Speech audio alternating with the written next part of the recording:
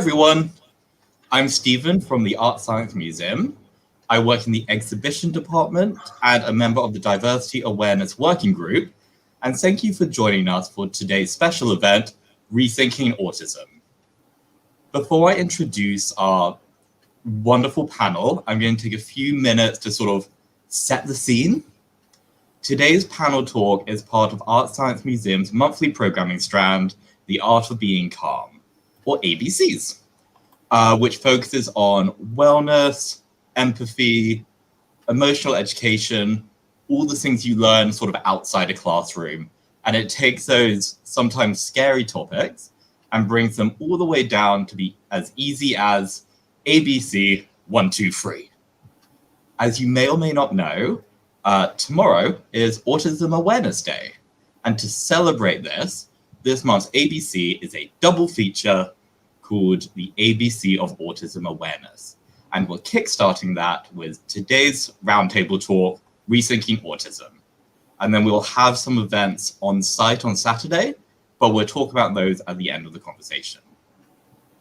Autism is a word used to describe a variety of possible characteristics, behaviors, or mannerisms that may stem from an autistic person or a person on the autism spectrum seeing the world differently or thinking differently than a non-autistic person might. Autism is subject to a variety of sort of misconceptions and falsehoods which are perpetrated by either a lack of awareness or exposure to the autistic community, or by films, books, television, and most of the media we consume, creating this stereotype of this very linear, narrow view on what autism is and how it manifests, which we're hoping to sort of dismantle today and expand what it means to be autistic. I'm fortunate to be joined by this brilliant panel who will help discuss the realities of autism, the harms of stereotyping, and help us move beyond autism awareness and hopefully into a space of autism appreciation. We would love to hear from all of you listening in. We are on YouTube and we're on Facebook Live. So if you drop your comments just in there, someone from our team will send them to us and we'll get through as many of them as we can. So without further ado, I would love if the panelists could introduce themselves and talk a bit about who they are and what they do. And why don't we start with Jean and then we'll just move around the square. Ready, Jean? Thanks, Steve, and very good evening to all of you guys. Very happy to be in this panel with Eric, Lien, and really people that we're meeting for the first time through this talk. My name is Jean, and I'm the co-founder of Superhero Me.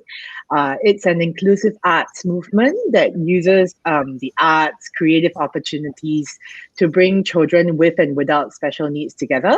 So we work and partner different schools that serve children with a range of disabilities, autistic children, and to see how we could use the creative arts to be that bridge to enable what we call social mixing, the idea of really enabling these children to be able to spend time together, befriend each other, and live with a positive impression of each other. Yeah. So I think another way of how I see the arts really being used is really as advocacy.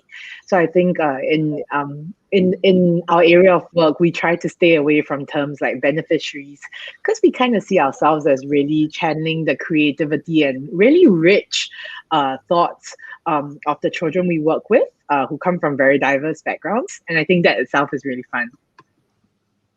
Thank you. Hello, my name is Kian. I am an autistic person, an actor, and areas. Access All Areas are a theatre charity based in London, in the United Kingdom, that help learning disabled people get into the mainstream world of performing arts, that give us jobs like acting on TV and on stage and all kinds of great things. And digital influencing is where I go online and I look up culture that are happening in the theatre world, and mainly what's happening in the theatre world, in the disabled theatre, not just theatre, but arts in general, what's happening on television or in film or in the media with learning disabilities, and we basically click on it and promote it and put it on either Twitter or Instagram and say give our opinions of what we think about it and try to kind of influence other people. And I would like to say that it's really, really great to be doing this. And if it wasn't for you know what, I would be in Singapore now, but I'm not. So yeah. Anyway, yeah, thank you. It's great to be here, and you'll hear more from me later. Yes, hi everyone. I'm Eric, the first autism advocate in Singapore who started sharing in 2002. I have more than 10 years experience with technical support and psychometrics. I'm interested in psychology, science, and business studies. I have traveled to Greater China to kickstart the autism advocacy there, speaking in Mandarin. So currently now I work with the autism community in Singapore to support autistic-led projects and initiatives. Okay, thank you for listening. Thank you, everyone. And as you can see, we also have Rashida here from SA Deaf, offering sign language interpretation in Singapore Sign Language. And it's great, Kean, that we've got you in Singapore virtually, if not physically at the moment. I think a really good way to sort of just start this conversation and frame it is we're talking about the misconceptions around autism. And it would be great if you could each talk about one big one that, if you could, you would sort of like to clarify. So I'm going to throw that back to Eric first. Yeah, hi. Autism is a developmental disability, and I want to make it clear because many people think that challenging behavior is actually part of autism, but it is not considered a core feature of autism. And also, it is not a mental health disability. Mental health challenges and difficulties can occur alongside autism. For example, some of us may have high anxiety or we may feel depressed, but it is not a characteristic of autism itself. The definition of autism is the trial of disabilities as perceived by non-autistic people, that is with the social, communication, and executive functioning. Anything else is not considered autism.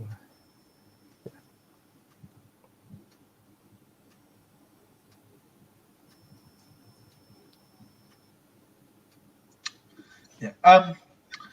Wow, that's a big question, and there are a million billion things, misconceptions of autism that I feel strongly about. Oh, I could talk forever, but I am aware that I have to choose just one, and we can't be here forever. So, the one I would choose is that one of the biggest misconceptions of autism, and this is something that isn't spoken about much when I go to conferences about autism, is that people, what it often isn't mentioned is that how broad autism is, because autism is a very, very broad spectrum, but a lot of people don't really understand how big it is. Basically, there are some people with autism that can talk and talk for the world, like myself, I can do that, but there are also people with autism, like my younger brother, for example, that don't have any, that are non-verbal and can't speak at all.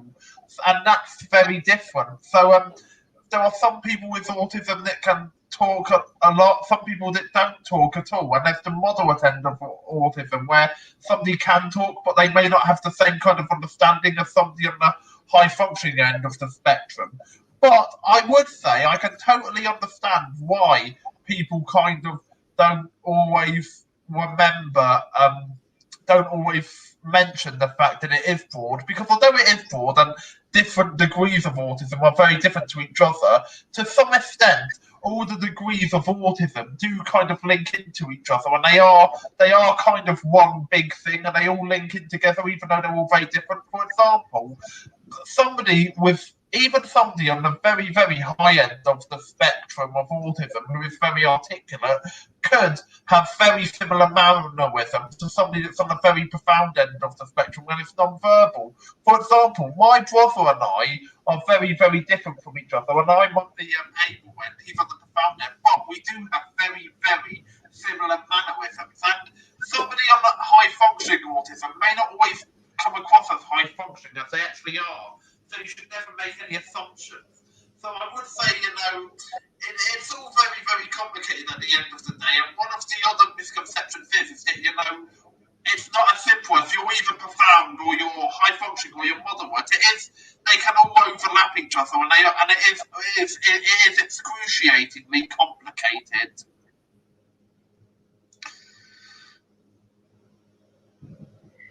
I think for me, speaking from the experience of working with autistic friends and autistic children at Superhero Me, one of the biggest misconceptions is actually in the area of expectations. Expectations that the public, that teachers, that families have of children who are autistic.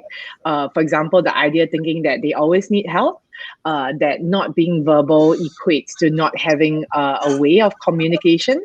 And I think sometimes, maybe because of a lack of exposure, some Singaporean families tend to look at helping autistic people through a very charity lens, where I'm always encouraged to donate to charities that might support autistic children or those with disabilities. So I think really, this session today, maybe talking about language, how do you frame autism in a different perspective, is really helpful to kind of progress our national understanding of inclusion.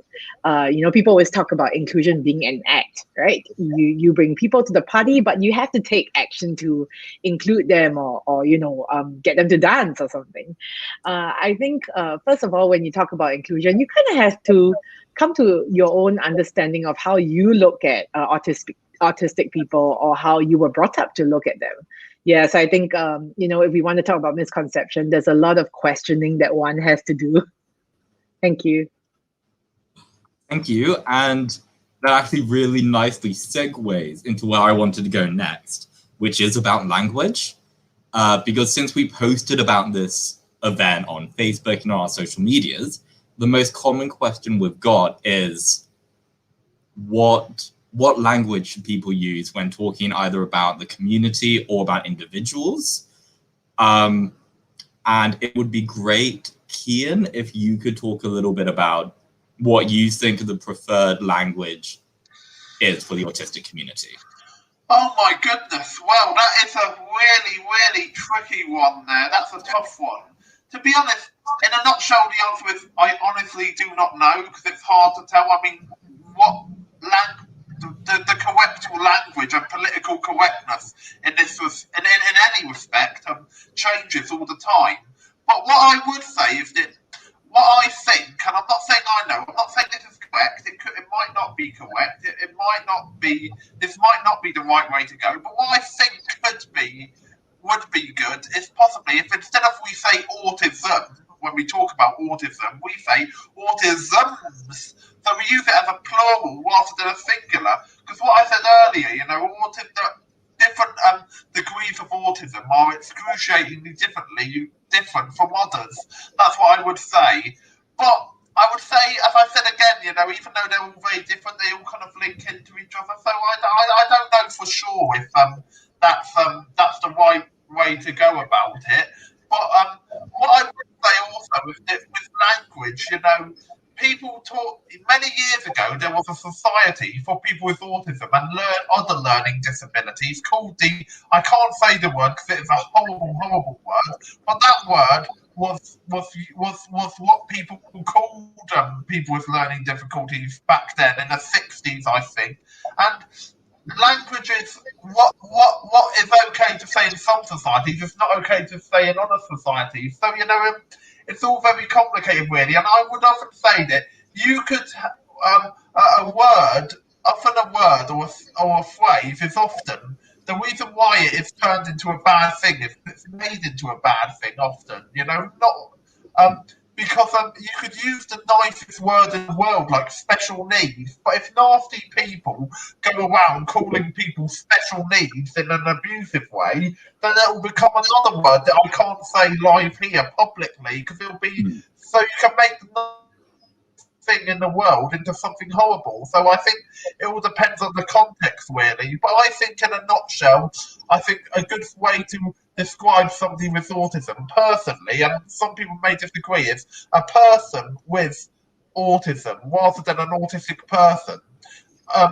People first, disability second. That's what I personally think. But people are free to disagree with me, and I won't argue. You know, it's just what I think. That, like, person with autism versus autistic person is something we were asked a lot. And you may have noticed in my introduction I said both, because I'm not 100% sure. Neither Eric, we're working it out. Eric, might you be able to talk a bit about it? Because I know you say autistic person. Personally, I think for me, I'm comfortable calling myself autistic because I do not see any shame in identifying as autistic. Autism is something that is part of myself. It's not something that can be removed. It's not like I'm a person with a bag and then I can just drop the bag and then I'm a person that just a person. No, the autism cannot be removed from me just like that. And so I just embrace that part of me by calling myself autistic. And I know some people may not be comfortable with that because they may think that I'm maybe emphasizing too much on autism. So I would say there is a compromise. The compromise is to use the phrase person on the autism spectrum. So in this way, we are able to be compliant with different viewpoints and have a way of addressing people who are identifying as autistic. And another thing that I would like to raise is also we often use the phrase high or low functioning autism, and that tends to compare autistic people to non-autistic norms. So I prefer instead to use the term autistic person with low support needs or autistic person with high support needs. It will help to be more accurate in conveying the situation that we faced. Thank you. I love that was such an immediate example about language being different for different people. It really is sort of if you want to understand, talk to the individual about it. And sort of a tangent on that, but connected, is about the importance of, if you're talking about autism, have people on the autism spectrum in the conversation, making sure they have a space where they can contribute and to make sure they're being heard. Jean, if you would be able to, I would love for you to build on that, because I know that is very core to Superhero Me and the way they work. So I think our approach at Superhero Me is to really make inclusion everyone's business. Even though I think, thinking about autistic people, autistic children naturally stems from family, special education schools. I think these things shouldn't just be left to the special needs community or the autistic community to deal with, because they are part of a community. I kind of see our role at Superhero Me again as really bridging, allowing opportunities for the mainstream public, to be able to know, okay, maybe my neighbor is autistic. There's always something that I want to do, but I haven't had the courage to explore that. What is that first tiny step that I can take? So I think over the years, speaking to families whose children come to Superhero Me, one key thing is that it really starts from something as simple as hello, acknowledging them in the lift, and even a nod. Sometimes when caregivers are having a tough tough day. And I think, going back to my experience of being schooled, like our Singaporean education system, it's really, I guess, a privilege to be able to grow up with classmates who are diverse, who come from very different backgrounds. And I think and I hope that in the future, there will be more support for autistic children who are in mainstream schools that really enable them to think about how better they can connect with their communities.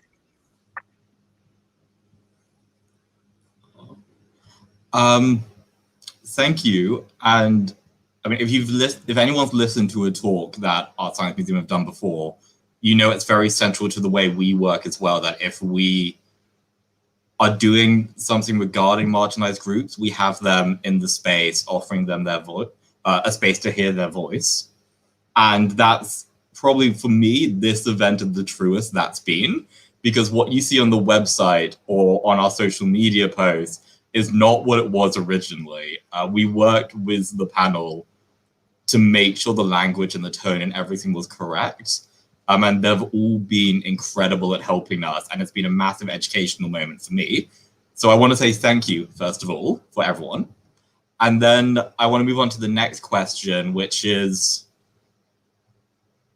sort of about this contrast between autistic people versus normal people, and the idea that if you are a successful person with autism, many people will deem you successful if you can hide your autism.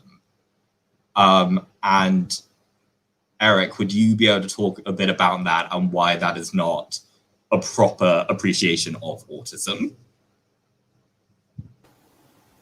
Well, this is actually a very unfortunate situation that autistic people are seen as second-class or third-class citizens compared to non-autistic people. And we have to mask or camouflage our differences. Like sometimes we may need to steam, or we may just feel that we need to do something that relieves our stress, and people will find it strange or odd, and they may feel uncomfortable with it. So those of us who are working with colleagues who are not aware about autism, we have to be very careful to watch ourselves and make sure that we do not do anything out of the ordinary in the office. But being able to do that is detrimental to the cause of our mental health. Many times we have to make ourselves pretend and act. Is something like performing on stage, and this makes us feel very stressed, and we to keep watching ourselves and to keep correcting ourselves. And sometimes we will get burnout, and we need to be forced to change to a less demanding lifestyle. So if we have been doing a pretty successful career, we may have to maybe start working from home instead and give up the career.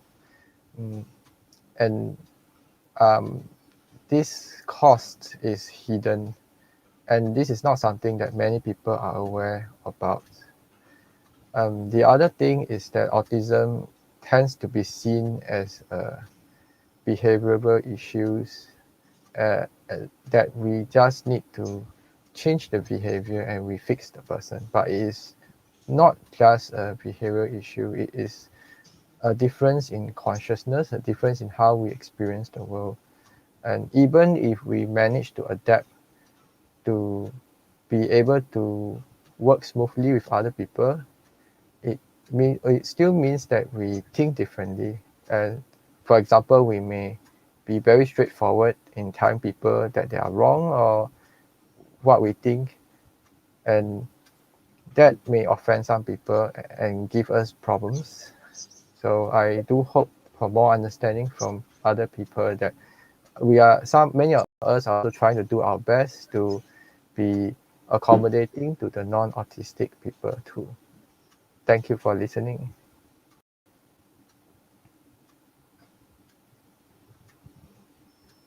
Kian, do you want to add to that?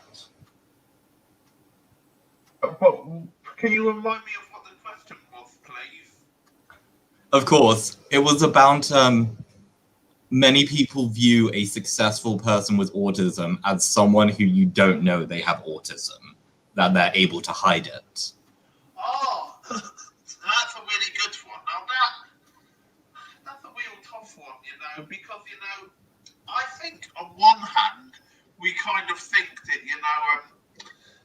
if somebody has autism and they just carry on being autistic, then we kind of get the impression that in society, people will be like, oh, yes, isn't it lovely? They're just being themselves and that. But that kind of, in some way, comes across as a bit fake and a bit kind of false kind of niceness, if that makes sense.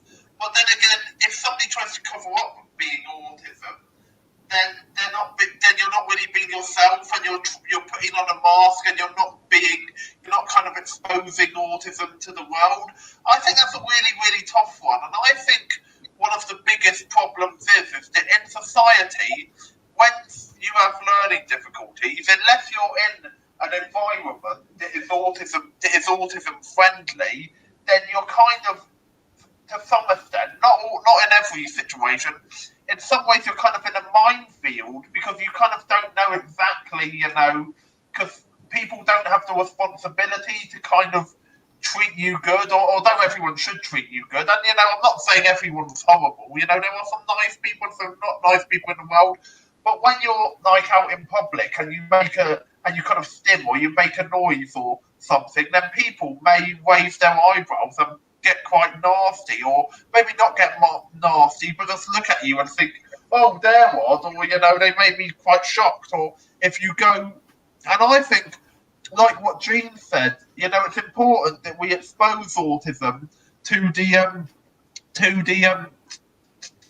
outside the autistic world, because I think one of the biggest problems is that when organisations for people with autism are kind of hidden away, like in this hidden community, away from the non-autistic world, then we don't learn from each other, and there's only fear. So I think it's very important that, autism itself, in any ways, whether that be in the theatre world or in the education world or whatever, it all gets exposed to the world, so that people become more accepting and know more. And I think it's important that people get educated. And I would say that I think people with autism, young people should be educated from a very young age about autism. Like, say, when you're in primary school, because I went to a special school myself, and I wasn't taught about autism at all. So, I think that's very, very, very, very, very excruciatingly, jolly well important and vital and essential. Yeah, I mean, if I may add to that, thank you, Eric and Kian, for putting it across so beautifully. I think just it brings to mind the whole idea of how we look at people, right? How do we look at disability? Some of you guys might be familiar with that comparison between the medical model of disability and the social model. So if you have someone on a wheelchair trying to get up from level 1 to 2, is the problem with the stairs, or is the problem with the design of the place, or is the problem with the person who needs a wheelchair? So I think it's really about changing our perspective from looking at people from a deficit lens, what you don't have, what your condition is, to thinking about how can we actually shape an environment, a program for it to be more friendlier to everyone, basically. I really like Microsoft has this inclusive design toolkit that I really, really like. And it says 3 things. One is really to recognize exclusion. I think before we even talk about inclusion, do we have it in us to recognize what are exclusive behaviors? To be honest, that how we were brought up by our own parents at looking at our autistic friends. Secondly, if we think that, now diversity is really the best teacher, right?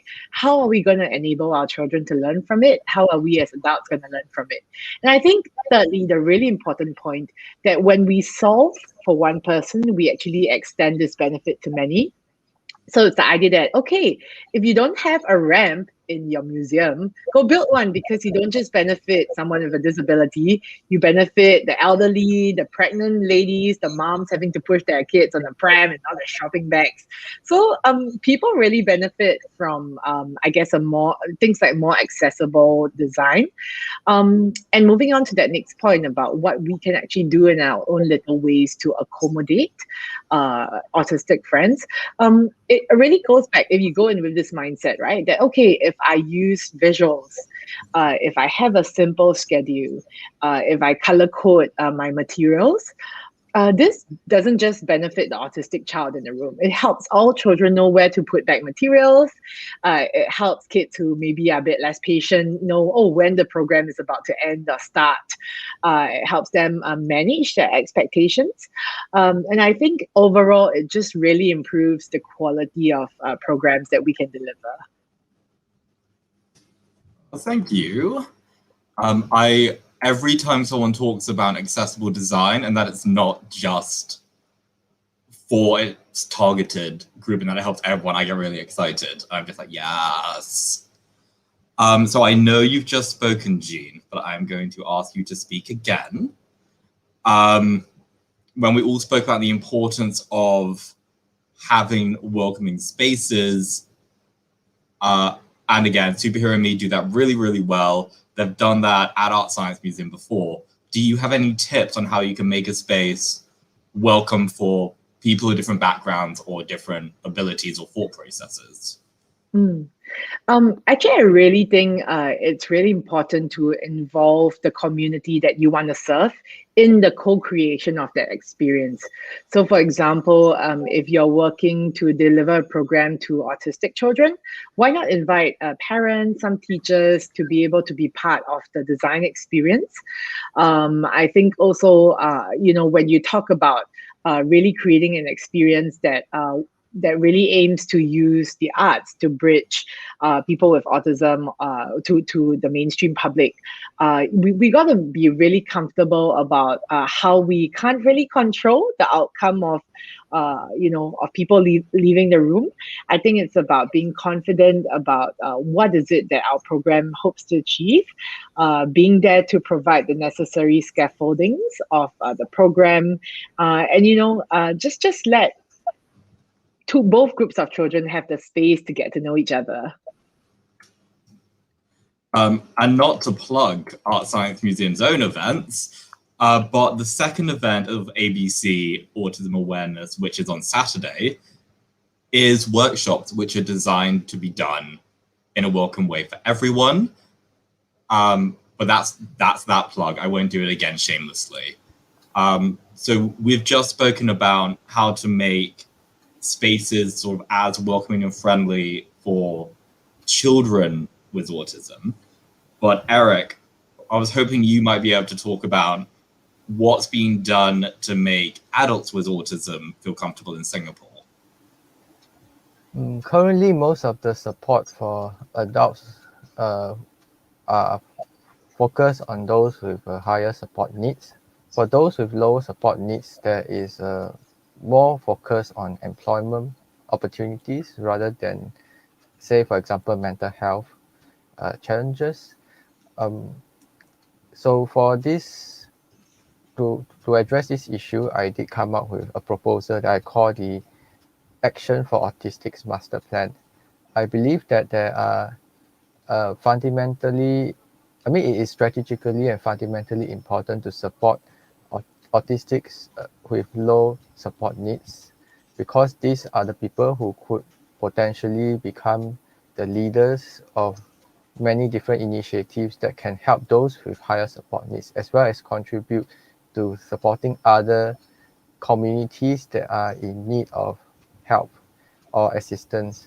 So I believe that we can focus more on this area, this aspect, maybe leadership training, helping autistic adults to be able to achieve professional standards of providing services such as, for example, counseling, peer counseling, so that they can help each other, and peer support groups. So I would like to have these ideas and concepts being discussed, thrown around, and different stakeholders and different groups coming together to make it possible. But at the moment, right now, the discussion is mostly on the higher support needs, which will have day activity centers, and there may be some form of shelter workshop, structured employment. And yeah, I think we can do better. Singapore can do better in this. And also that Singaporeans, we may not be so accustomed to thinking that autistic people could have a support worker. In many other countries, there are support workers who actually help autistic adults to navigate the neurotypical world. So in Singapore, maybe we have job coaches, but other countries are more advanced in considering different kinds of solutions. And this is something that we might consider next time for Singaporeans. I was wondering, and Kian, I am throwing this to you, but you don't have to take it. Could you talk a bit about the support in England, where you're based, and what that's like for adults with autism? Okay, yes, I'd be more than happy to answer that. Well, I think the problem is with autism, often it's focused too much on when somebody's a child or a young person. You know, once you get to the age of about, say, 23 or 25, you know, you are basically kind of, not always, but you are treated as if you don't exist. Like, there's plenty of support for children, but there is not enough support for adults. You know, plenty of support for children and young people, but not enough for adults. And that's not good at all, because autism is not something you grow out of. You don't just suddenly become neurotypical when you grow up. No, you're still autistic. Autism is a lifelong condition, and I think adults. I think there is good support for adults with on the severe end of autism, such as my brother. But for the likes of me and moderate autism, there isn't that much support at all, and it's really, really, really frustrating for everyone. And I think it's important that adults on the spectrum get support in being able to live independently and things like that, you know. But there isn't that much support at all. So that's something that I think Britain really needs to do better, you know, because there just isn't enough.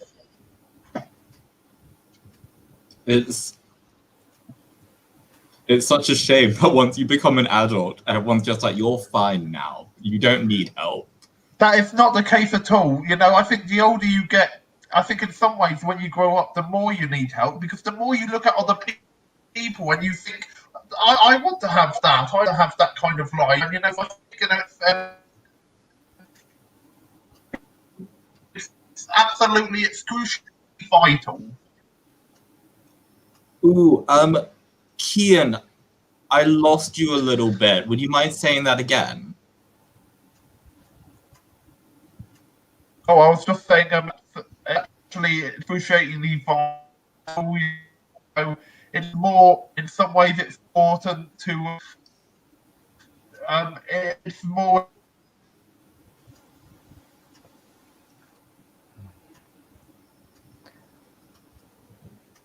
Oh, the wonders of tech. England hasn't got internet yet. It's trying its best.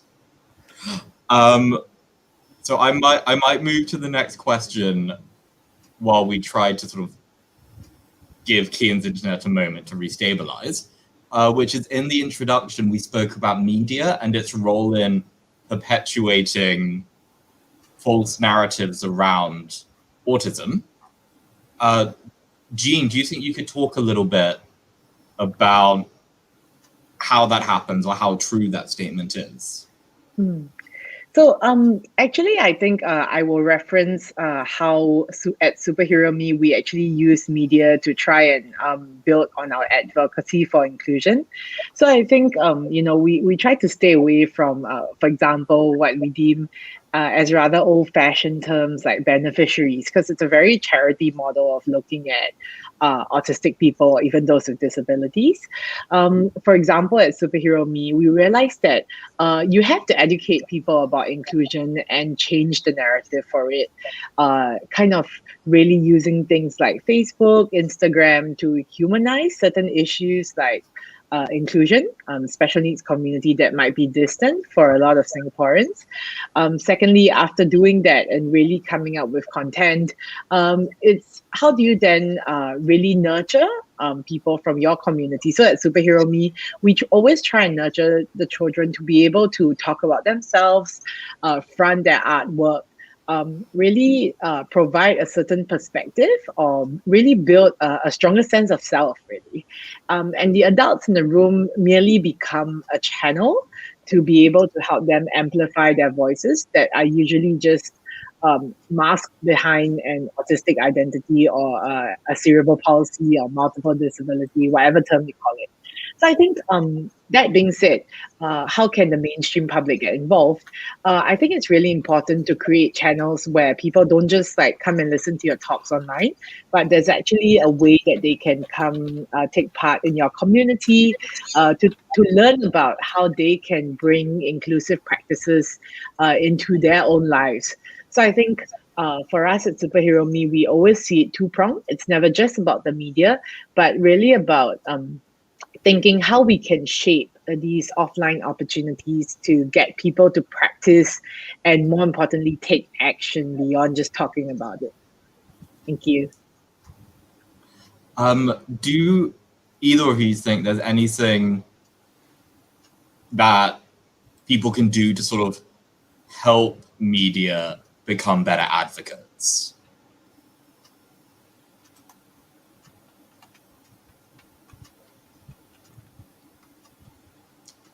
Eric, I think that's something you spoke about before. Would you be able to talk about it?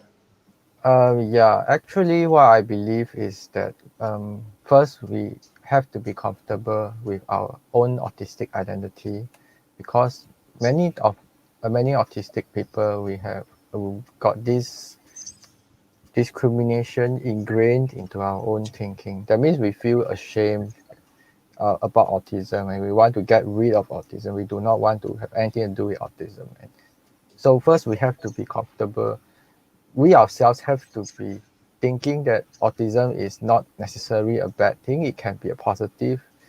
It can be helpful for ourselves. Then we can start on this foundation to get people to accept ourselves as autistic people.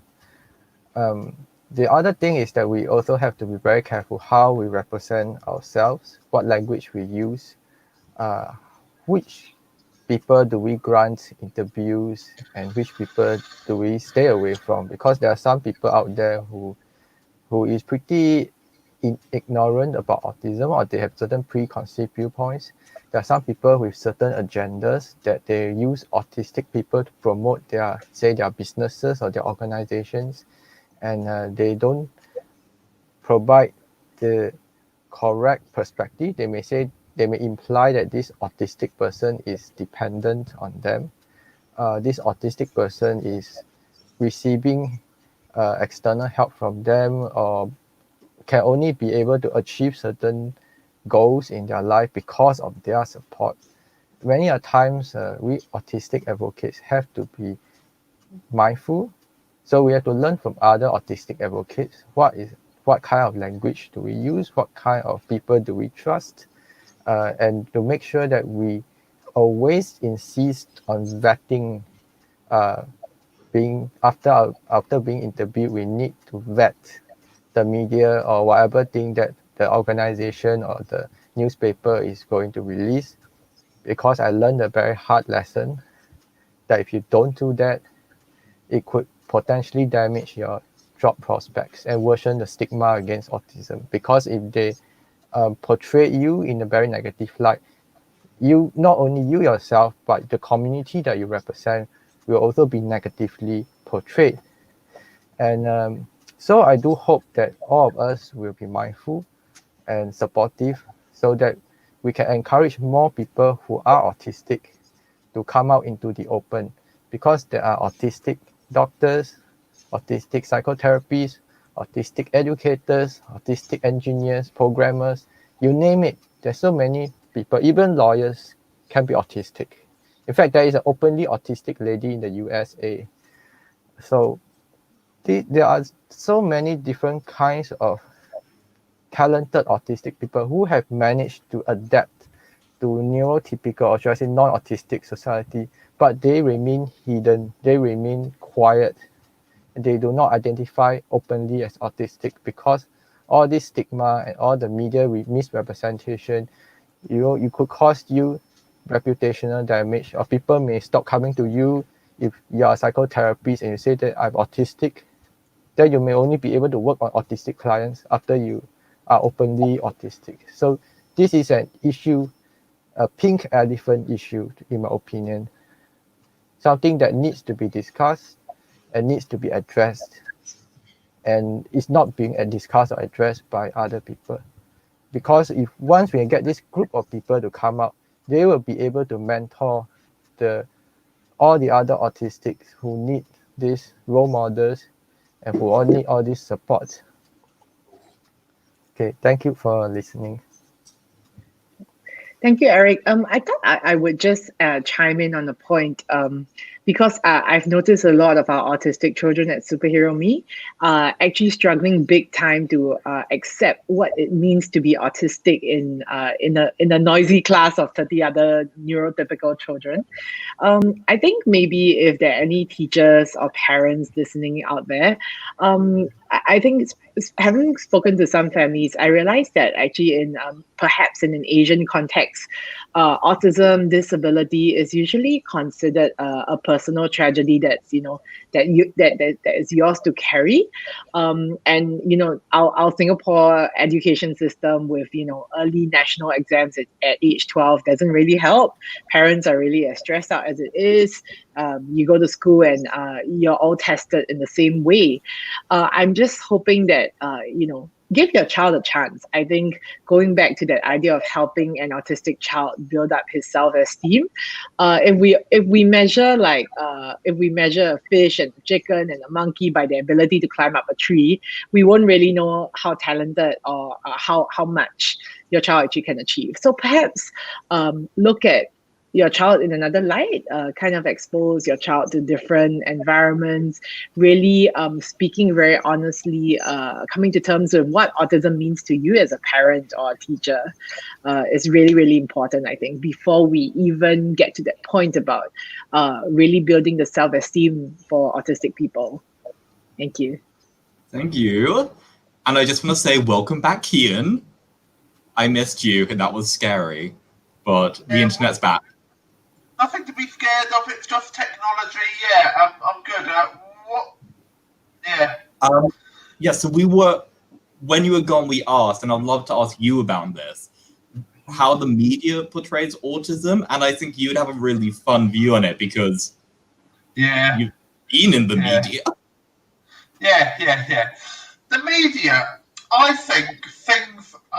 The media has a better way of it's getting there, but we've still got a long way to go. I think the way the media often portrays autism is good in some ways. I mean, they often, like 30 years ago, there was Wayman, and it portrayed an autistic person as somebody who's just got no emotion and somebody who just is very is a savant and who has no emotion but has a super talent in something.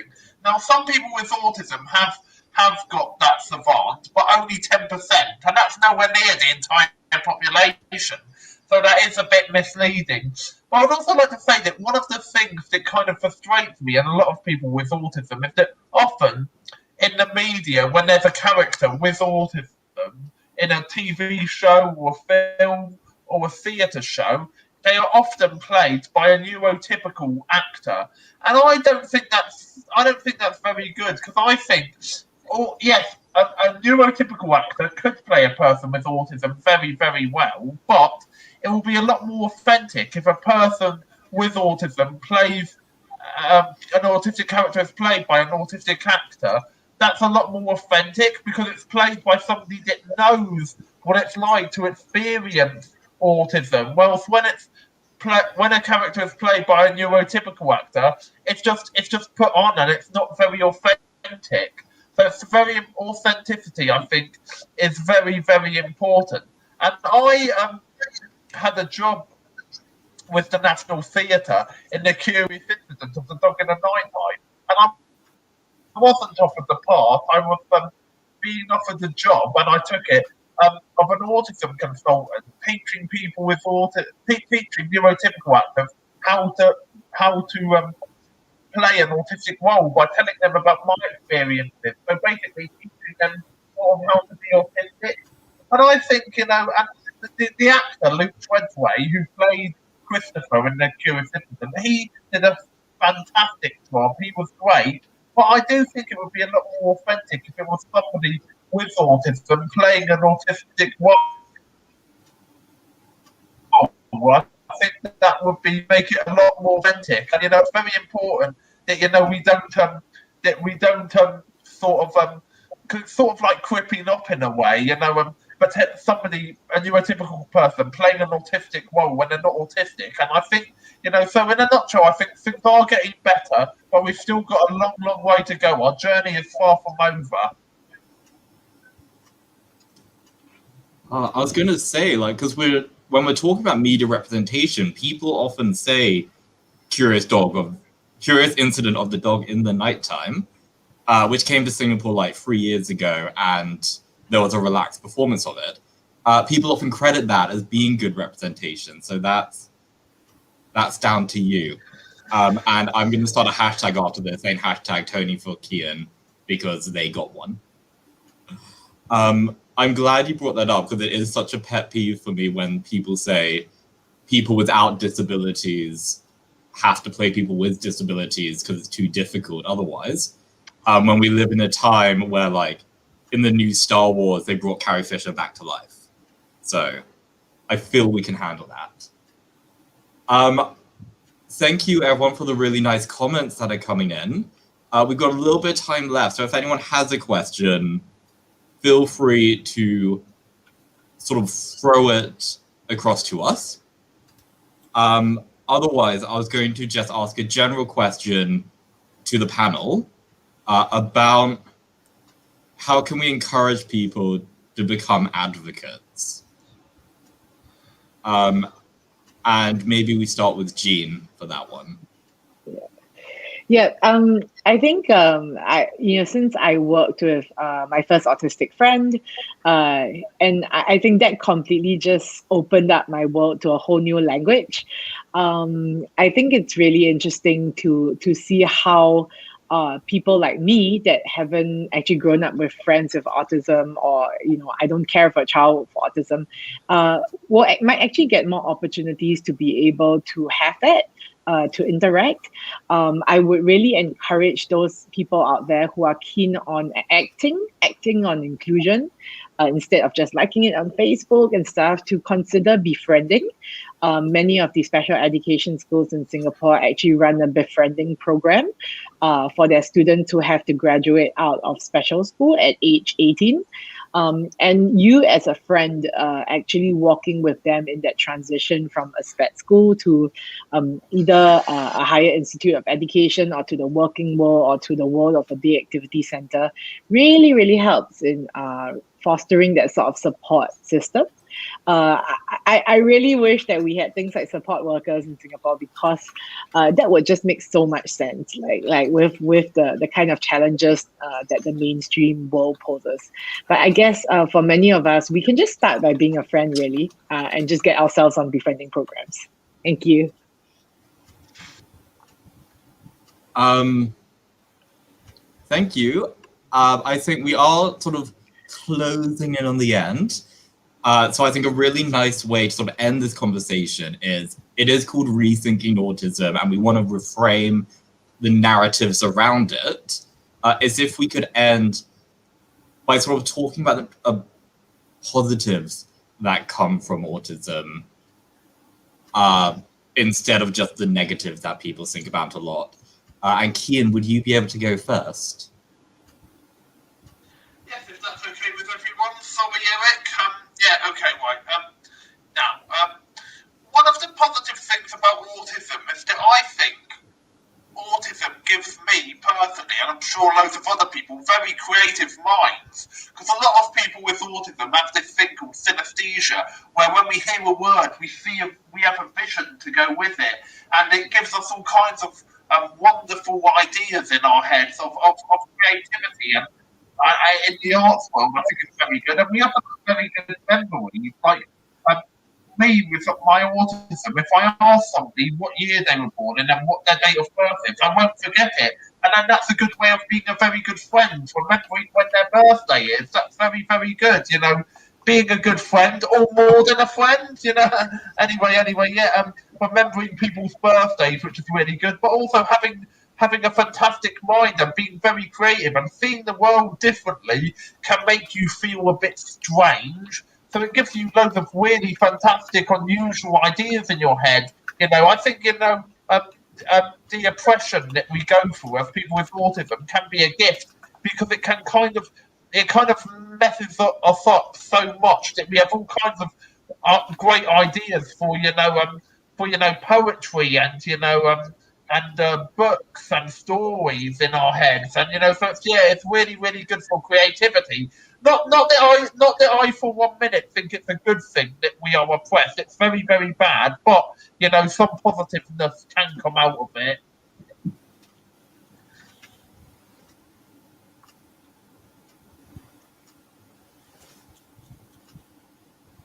Okay. Eric, would you like to add on? Okay, for me, I find that objective, systematic thinking is very helpful. So I can do programming work, I can figure out how systems work, and then I can redesign systems. So like where I dropped the Action for Autistics master plan, I was thinking of synthesizing different ideas that people have used before, but they didn't apply into the autism community, for example. So we are naturally autistic people. We are naturally creative thinkers. We are naturally divergent and different thinkers. So the neurotypicals or non-autistic people, they're always talking about things like you have to develop your creativity, find ways to like get everyone to contribute ideas, don't need to inhibit yourself, all this. But many autistic people, we are naturally creative, and we naturally do not inhibit ourselves when it comes to ideas that may or may not be socially appropriate. We just like, oh, I think this can be done in this manner. But maybe it may make certain of our top bosses or other people, powerful people, uncomfortable, but we will just say that, oh, this is a good idea, we should try it. So we naturally have this, well, maybe because of a disability in our social perception of non-autistic people, but we just turn out to be more creative and more willing to express different ideas. So yeah, non-conformity is a strength. It can be a strength. I mean, although if people do not understand it, then it can be an issue. So I hope that everyone will be more aware of autism and find ways to utilize the strengths that autistics bring to the table. Thank you. Thank you.